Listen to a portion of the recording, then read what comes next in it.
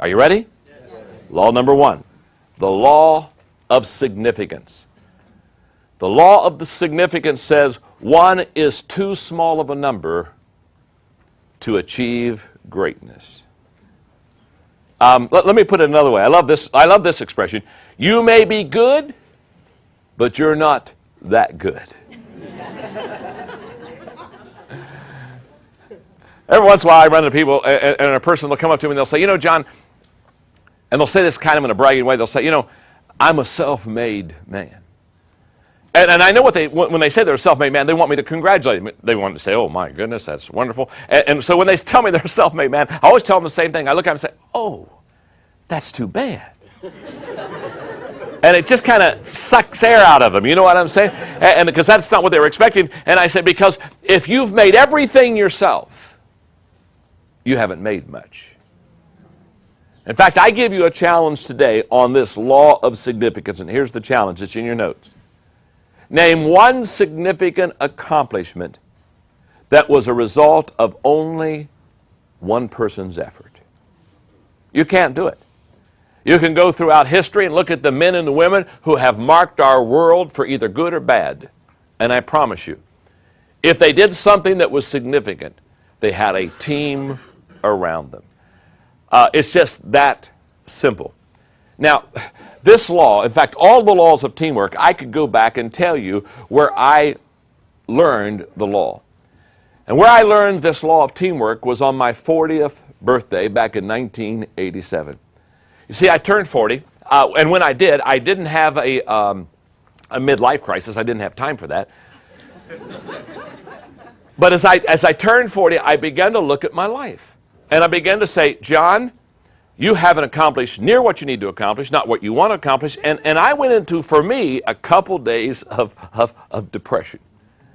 And I thought, okay, John, if you're halfway through your life, how are you going to achieve all that you want to achieve? It was on my 40th birthday that I realized, and when I wrote the 21 Irrefutable Laws of Leadership, one of the laws I wrote was the law of inner circle, which says those who are closest to you determine the level of your success. It was on my 40th birthday that I realized that if I was going to accomplish what I wanted to accomplish, I was going to have to develop a team around me. Does this make sense? Yes. And on my 40th birthday, I made that commitment. I said my number one responsibility and my number one priority from this time on is not to write another book, although I want to write more books. It's not to speak at another seminar, although I want to do seminars. Not to do another training video, although I want to do all those. My number one responsibility is to develop a team around me. And I can say, in my life for the last 14 years, that has been the top priority. That has been my number one commitment. Now, what I want to do in this law of significance is I really want to help you, I want to help all of us understand how important this is. So let me illustrate this for a moment, okay? My name's John. What's your name? Gene. Okay, Gene. Well, now let me ask you a question, Gene. Here's how this works. If you have a great idea, and I have a great idea, but we don't share ideas, how many ideas do you have? One. You've got one. That's exactly right. And I have one. Now, let me go a little farther on this. If you have a great idea and I have a great idea, and we sit down over a cup of coffee and we share with each other the great idea, now how many great ideas do you have? We have two. That's exactly right. You've gone from 1 to 2 because of teamwork. Now, that's a very simple illustration. In fact, in that kind of an illustration, there's only 2 people involved. But what would happen? What would happen if, let's say, for example, this is my team right here. I've got 4 players on my team. Now, what would happen if we get together and I have a great idea and you have a great idea and all of us have a great idea and we get to the table and we all begin to put our great ideas out on the table? What's your name? Bobby. Now, if we do that, Bobby comes to the table with 1 great idea, and Bobby leaves the table with 5 great ideas. You see, teamwork begins to multiply your effectiveness. That's why you cannot do anything significant on your own. So when you're kind of bragging on the fact that you're a self-made person and that you're doing this and you're working hard and you're spending a lot of time and energy and hours on a project, just understand, the only way that you're really going to be effective, the only way that you're really going to accomplish a lot is by bringing around you and developing a good team. Now, so you ask me, just say, John, this seems simple. I mean, one idea, good idea, now we got 2 ideas. Why don't I do this? Good question. I think there are several reasons why we do it ourselves instead of develop other players to be on our team. And I'm not going to give you all of them, but I'll give you 9. It's not the complete list, but it's close. Number 1, insecurity. Isn't this true? In fact, when I said insecurity in this studio, everybody groaned. Because every one of you right now are thinking either of yourself or of somebody that you know that's insecure. And they won't share. I know people that say, oh my goodness, I have this idea. And oh my goodness, I don't think I want to share it with anybody. I need to keep this idea. It's maybe the only idea I'll ever have.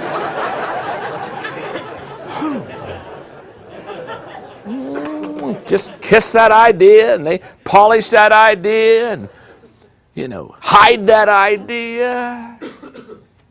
And they wonder. They wonder why they're never successful. Remember this. You will never rise higher than your insecurity. That's a fact. Many years ago, I did a leadership tape entitled How to Get Out of Your Own Way.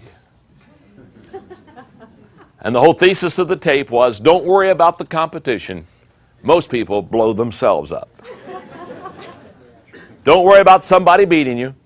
Insecure people usually disqualify themselves. Number 2, ego. A lot of times we don't share because we don't want anyone else to have the credit.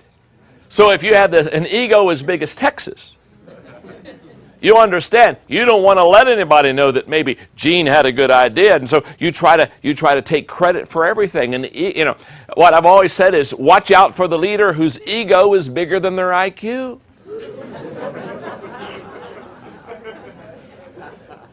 Number 3, fear.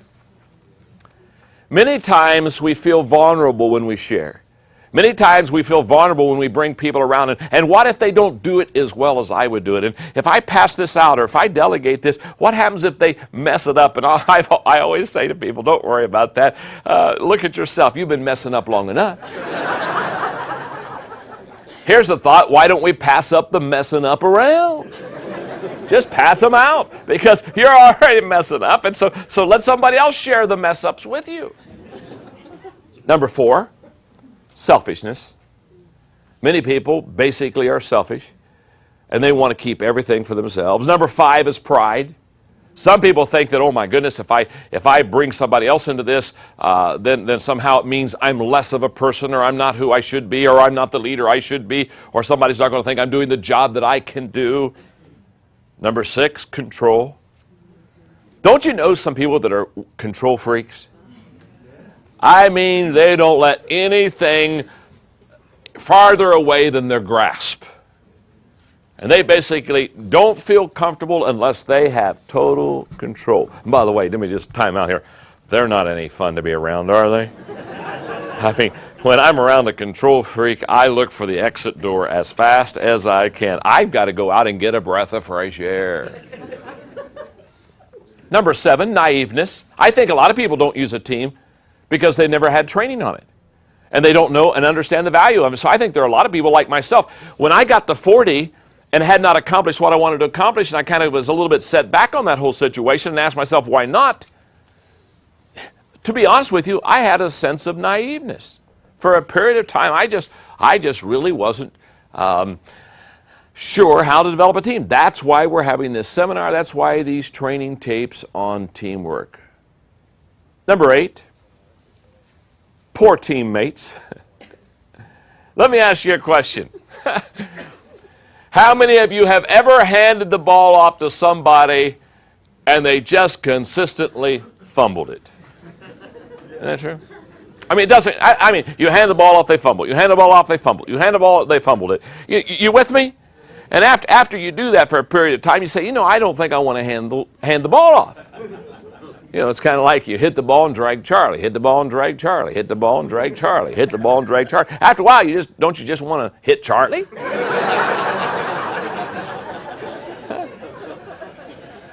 I mean, after a while, you say, Charlie, come on, boy, come on. Well, what I'm here to say to you is very simple. Every one of us have had bad experiences with handing the ball off to a teammate. Is that not true? Yes. Our problem is not that we had a bad experience. Our problem is we let the bad experience stop us from developing teams. How many times have you heard the expression, I would rather do it myself? If the job is to be done right, you gotta do it yourself. Huh? Now, this kind of an attitude, I guess it's best reflected when Mark Twain said, when we have bad experience, our tendency is to back off of the bad experience. Mark Twain said, if a cat sits on a hot stove, that cat won't sit on a hot stove again. He went on and said, that cat won't sit on a cold stove either.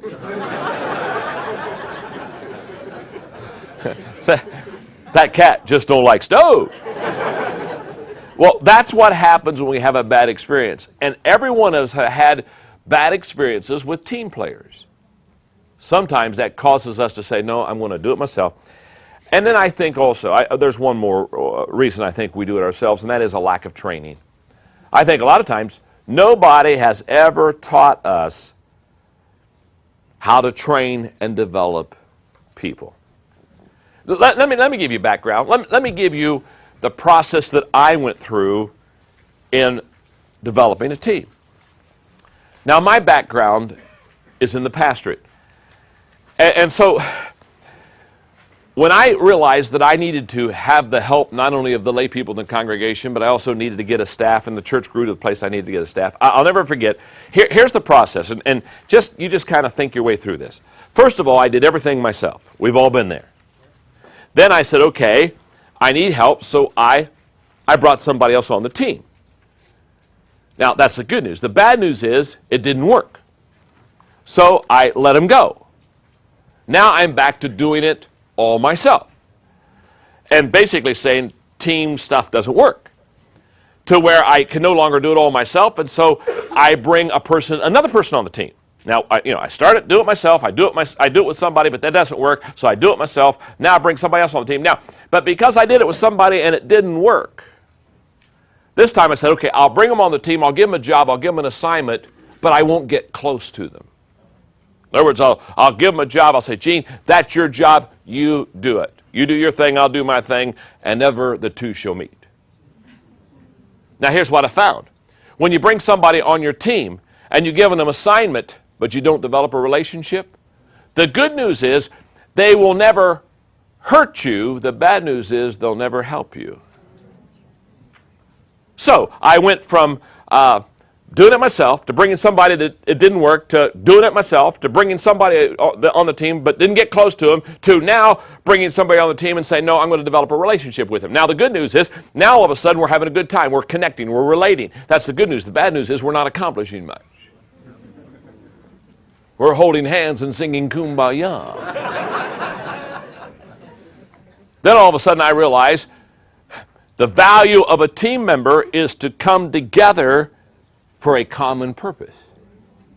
So, what's the process? I do it myself. I bring somebody on. Doesn't work. I do it myself. I bring somebody on, but I don't let them close to me. I bring somebody on, and I let them close to me, but I don't train them because we're just into relationships. Now I bring somebody on, and I am close to them, and I develop not only a relationship with them, but I begin to train them. It wasn't till I learned that you bring somebody on your team, not only to have a connection in a relationship with them, but also to train them, that they really become effective. I was at an office the other day and I saw a sign on the desk that really explains, I think, the law of significance best. Because on the desk was this sign, and I think it said it well. The sign read, "If I had it to do all over again, I'd get help." And I think how true that is. If I had it to do all over again, I'd ask for help. So what I have in closing on this law of significance is I brought with you one of my favorite stories to read. It's the story of the bricklayer. Listen to it.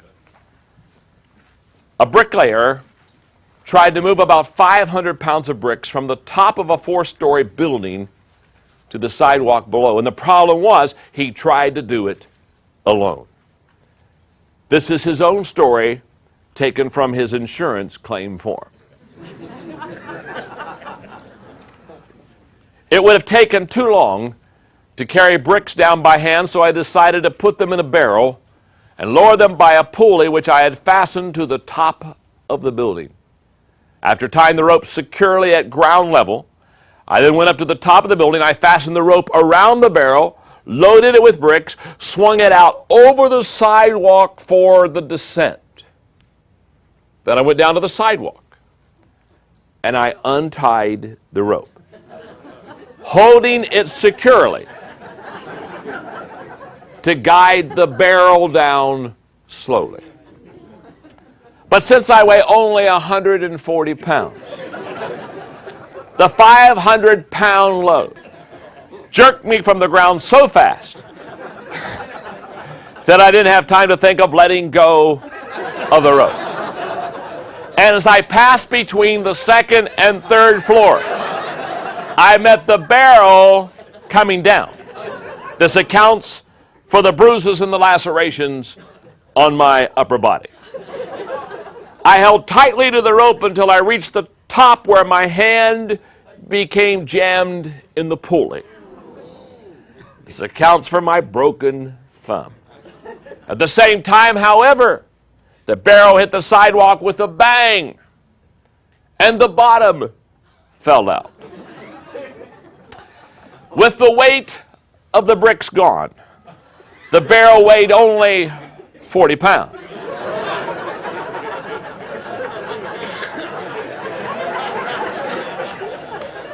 I see the train a-coming. Thus, my 140-pound body began a swift descent, and I met the empty barrel coming up. This accounts for my broken ankle. Slowed only slightly, I continued the descent, and I landed on the pile of bricks. This accounts for my sprained back and broken collarbone. At this point, I love this statement, I lost my presence of mind completely.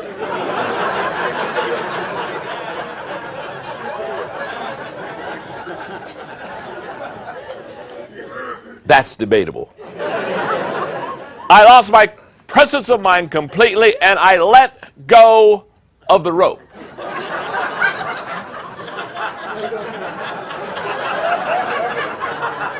And the empty barrel came crashing down on me. This accounts for my head injuries. And as for the last question on your insurance form, what would you do if the same situation arose again? Please be advised that I am finished trying to do the job all by myself. Now, this is what happens when you try to do the job alone. And the law of significance says one is too small of a number to achieve greatness.